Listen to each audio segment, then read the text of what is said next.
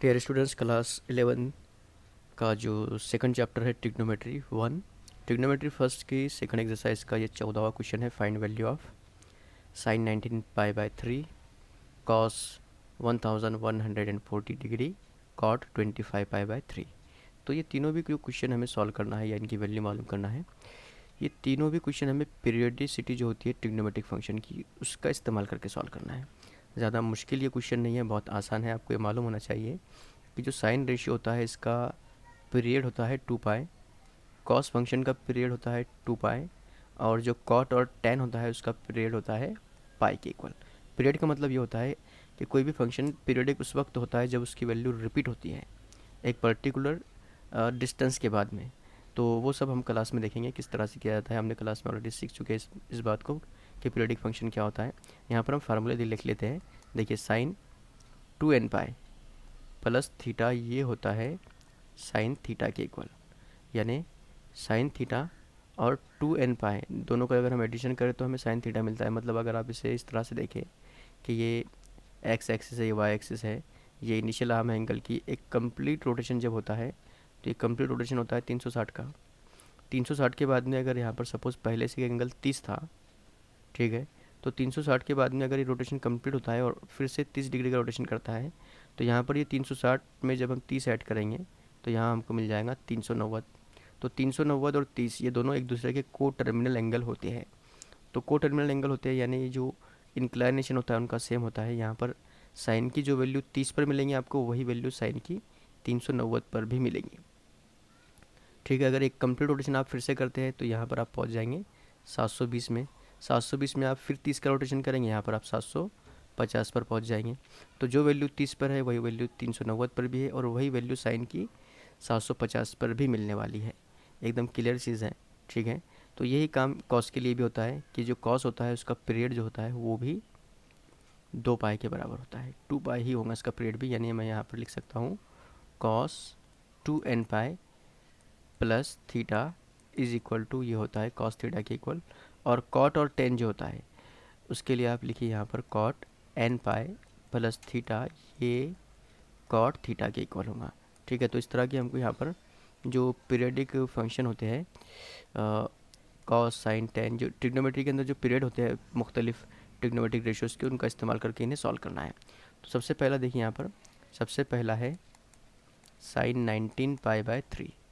तो 19 pi by 3 में आप ये देखिए, सबसे पहले डिनोमिनेटर में हमको 3 दिया गया है। तो 3 से जब हम 19 को डिवाइड करेंगे तो रिमाइंडर बचेगा, कितना बचेगा रिमाइंडर? 1 बचेगा, क्योंकि 3 6 18 होता है। तो देखिए मैं इसे लिख सकता हूँ साइन 19 को मैं लिख सकता हूँ 18 प्लस 1। इस तरह से आपको यहाँ पर जो भी मल्टीप्लिकेशन में दिया हुआ है पाई के, उसको स्प्लिट करके लिखना है। एक वो जो 3 से कम्प्लीटली डिवाइड हो जाए और प्लस में रिमाइंडर। यहाँ पर पाई एज इट इज़ होगा, 3 भी एज इट इज़ होगा। यहाँ पर आप पाई बाय 3 को मल्टीप्लाई कर ले 18 से, तो ये होगा 18 पाई बाय 3 प्लस पाई बाय 3 के इक्वल, यानी ये बन जाएगा साइन। और 18 पाई बाय 3 से आप कैंसिल करें तो ये होगा 3 6 18, तो ये बन जाएगा 6 पाई के इक्वल, यानी कि 6 पाई प्लस पाई बाय 3 होगा। तो जो 6 पाई बाय 3 है, इसमें मैं 6 को लिख सकता हूँ 6 को मैं 3 इंटू 2 पाई लिख सकता हूँ। 6 पाई यानी 3 into 2 pi plus pi by 3।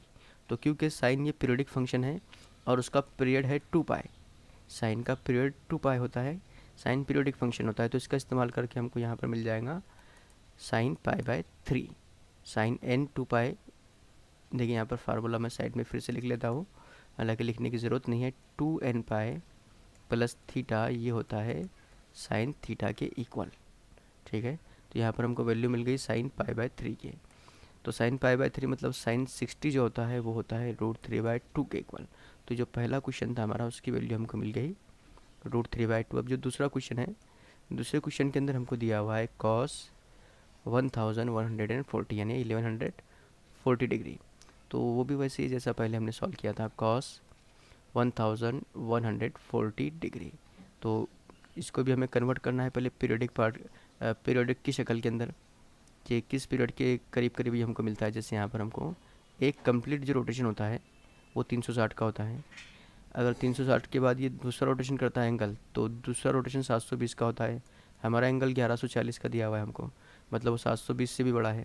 अच्छा, 720 के अलावा भी अगर वो रोटेशन करता है तो वो पहुंच जाएगा 08, ठीक है, 1080 पर, मतलब 1080 पर पहुंचेगा।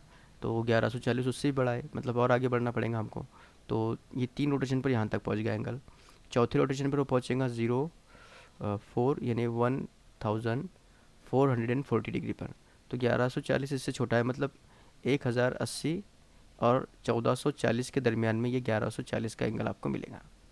तो 1080 में हमको कितना ऐड करना पड़ेगा कि ऐड करने के बाद हमको 1140 मिल जाए।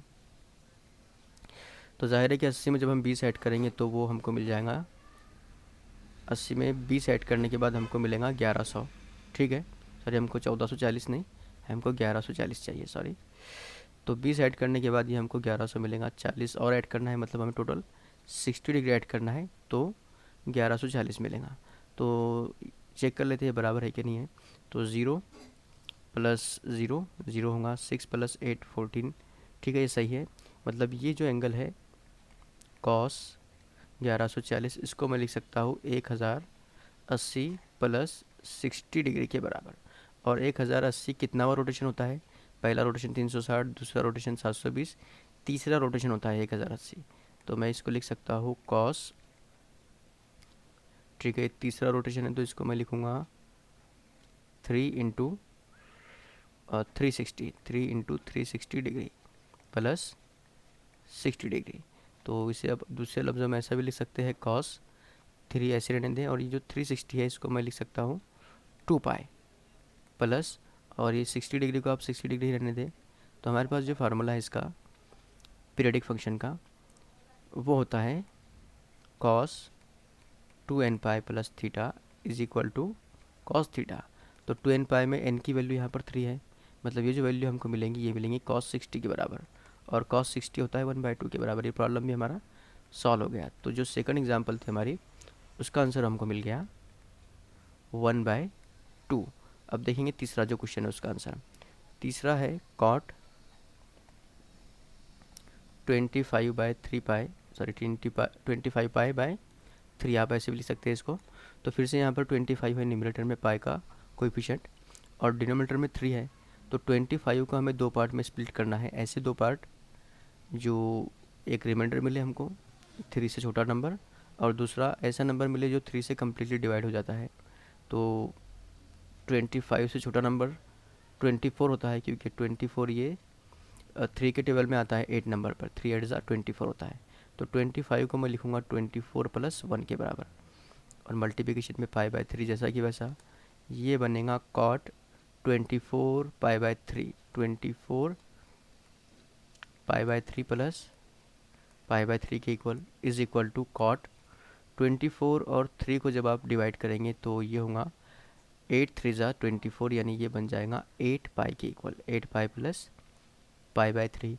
और कॉट ये भी पीरियडिक फंक्शन होता है, और इसका पीरियड होता है n पाई के इक्वल, यानी यहाँ पर हम फार्मूला यूज़ कर सकते हैं cot n pi plus theta is equal to cot theta. तो यहाँ पर n की वैल्यू 8 है, ठीक है, n की वैल्यू 8 है, तो इसको मैं लिख सकता हूँ कॉट पाई/3। और कॉट पाई/3 यानी कॉट 60 जो होता है वो 1/√3 के इक्वल होता है। तो ये आंसर हमको मिल गया 1/√3 के इक्वल। तो तीनों भी एग्जाम्पल हमने यहाँ पर सॉल्व कर लिए। अब देखिए ये जो एग्जाम्पल है, अगर इसकी आपको ज़रूरत पड़ जाए कहीं पर किसी एग्जाम्पल में, तो अगर आप इतना सब ना सॉल्व करके डायरेक्ट इसे सॉल्व करना चाहते हैं तो आप इसे डायरेक्ट भी सॉल्व कर सकते हैं बगैर किसी कैलकुलेशन के, सिर्फ डायग्राम की मदद से। देखिए जो पहला था 19 पाई/3 इस तरह से था, 19 पाई/3, और यहाँ हमको दिया हुआ था साइन रेशियो। तो देखिए इसको ड्रॉ कर लेंगे आप डायग्राम के ऊपर। एक बात आप क्लियर रखें कि ये जो 90 का हमारा क्वाड्रेंट होता है, इसके अंदर 3 एंगल होते हैं 30-30 डिग्री के, ठीक है। यहाँ पर 3 एंगल होते हैं 30-30 डिग्री के, और यहाँ 30-30 के 3 एंगल, 30-30 के 3 एंगल, तो 3 3 3 3, 3 चौक 12। यहाँ पर 12 एंगल होते हैं 30 डिग्री के, 12 एंगल 30 डिग्री के होते हैं। या फिर आप इसे ऐसे भी लिख सकते हैं कि इसके अंदर 6 एंगल होते हैं 60 डिग्री के। इस 12 को मैं लिख सकता हूँ 6 इंटू 2 इंटू 30 डिग्री, तो 2 इंटू 30 यानी 60।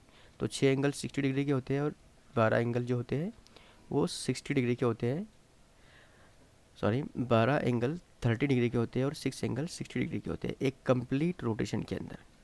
ठीक है, यहाँ तक कि अगर आपको समझा होगा तो बहुत अच्छी बात है। अब देखिए यहाँ पर हमको क्या करना है, हमको 19 पाई देखना है। तो एक कंप्लीट रोटेशन जो होगा वो 6 पाई का होगा। अगर ये पूरा रोटेशन यहाँ से यहाँ तक करता है तो एंगल वापस अपनी जगह पर आ जाएगा 6 पाई/3 सॉरी ये जो, हाँ 6 पाई/3 जो है ये उसे वापस अपनी जगह पे लेके आएगा। फिर जब ये दूसरा रोटेशन करेगा तो फिर से उसे 6 पाई का रोटेशन करना पड़ेगा, मतलब 6 + 6 12 पाई/3 पर वो वापस अपनी जगह पे आ जाएगा।